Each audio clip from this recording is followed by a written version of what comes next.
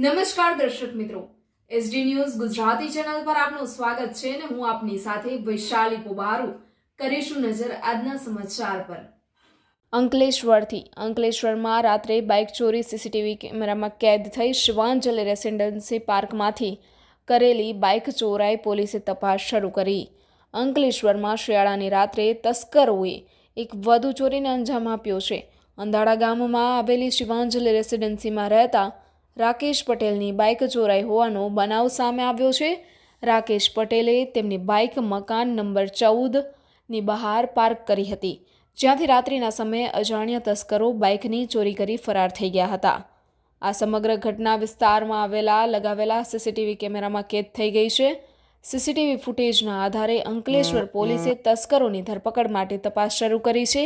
નોંધનીય છે કે છેલ્લા કેટલાક સમયથી અંકલેશ્વર વિસ્તારમાં ચોરીની ઘટનાઓમાં વધારો થયો છે, જે પોલીસ માટે ચિંતાનો વિષય બન્યો છે। સ્થાનિક રહીશોએ રાત્રિ દરમિયાન વધુ સતર્કતા રાખવા અને વાહનોની સુરક્ષા માટે યોગ્ય પગલાં લેવા જરૂરી છે।